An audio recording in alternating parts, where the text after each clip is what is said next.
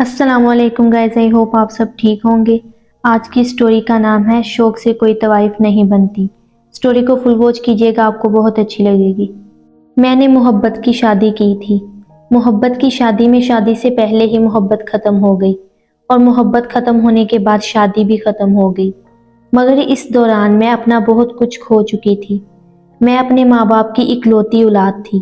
میری محبت کی شادی کرنے پر میرے باپ نے خودکشی کر لی تھی اور میری ماں دماغی توازن کھو بیٹھی تھی۔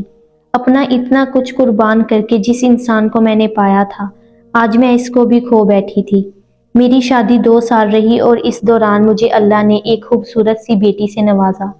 اللہ کی وہ رحمت میرے لیے زحمت ثابت ہوئی اور بیٹی کی پیدائش کا سنتے ہی میرا شوہر مجھ سے ناراض ہو گیا اور اکثر گھر میں جھگڑا رہنے لگا۔ مجھے اب میری رشتوں کی قدر ہونے لگی۔ مجھے اپنے ماں اور باپ بھی یاد آنے لگے، مگر افسوس کہ اب وقت گزر چکا تھا۔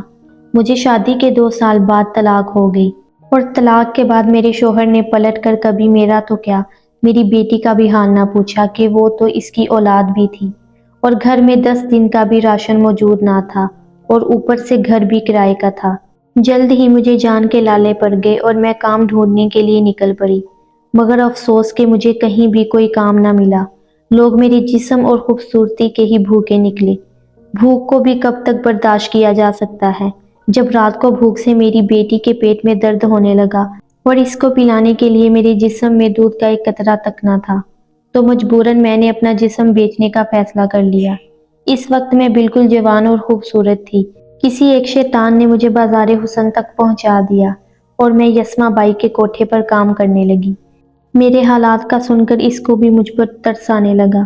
وہ صرف میرے ڈانس کے پیسے سے حصہ لیتی اور اپنا جسم بیچ کر میں جو بھی کماتی اس میں سے کچھ بھی نہ لیتی۔ اور یقین کریں، اس بھوکے پاکستان میں جسم خریدنے کے لیے لوگوں کے پاس اتنا پیسہ ہے کہ آج لاہور شہر میں میرا اپنا گھر ہے، جو کہ اب میری بیٹی کے پاس ہے۔ جب میرا کام چل نکلا تو سب سے پہلے میں نے ایک گھر کرائے پر لیا۔ اس میں ایک ملازمہ کو رکھا جو رات کو میری بیٹی کا خیال رکھتی اور صبح فجر کی اذانوں کے ساتھ میں گھر پہنچ جاتی۔ بیٹی کے اٹھنے سے پہلے اس کے لیے ناشتہ بناتی، اس کو تیار کرتی اور اسکول بھیج دیتی۔ یسما بائی کے توسط سے ہی میری بیٹی کی باپ کی جگہ ایک آدمی نے نام دیا۔ جب میرے حالات کچھ بہتر ہوئے تو میں نے اپنی ماں کو بھی اپنے پاس بلا لیا۔ ان کا دماغی توازن ٹھیک نہیں تھا۔ رات کو ان کو میں ایک کمرے میں بند کر کے کام پر جاتی، صبح آ کے ان کو نکالتی، نہلاتی اور ناشتہ کرواتی، اور یقین کریں وہ مجھے پہچانتی نہیں تھی، پھر بھی وہ مجھے میرے نام سے ہی بلاتی تھی۔ جب میری بیٹی میٹرک میں تھی تو اس کو مجھ پر شک ہوا اور اس نے مجھ سے میرے کام کے متعلق پوچھا۔ میں نے اپنی بائی سے بات کی اور اپنی بیٹی کو بتا دیا کہ میں مل میں کام کرتی ہوں۔ بیٹی کی ضد پر بھائی کی بتائی ہوئی مل کا وزٹ اسے کروا دیا۔ میری بیٹی پڑھائی میں بہت قابل تھی۔ اس نے میٹرک میں پہلی پوزیشن لی اور اسکالرشپ میں داخلہ ملا اور ایف ایس سی میں بھی پوزیشن ہولڈر رہی اور اسکالرشپ پر یونیورسٹی میں داخلہ ملا۔ یونیورسٹی میں بھی وہ ٹاپ پر رہی اور اس طرح ہمارا خرچہ بہت کم ہوا۔ الحمدللہ آج وہ ایک بہترین اور مشہور ترین دل کی اسپیشلسٹ ہے، مگر افسوس کہ اس کے لیے میں نے کتنی قربانیاں دے دیں، اس نے ان سب کو بھلا دیا اور آج مجھے ایک طوائف کہہ کر گھر سے نکال دیا۔ یہ تک بھی نہ سوچا کہ میں طوائف کیسے، کس کے لیے اور کیوں بنی۔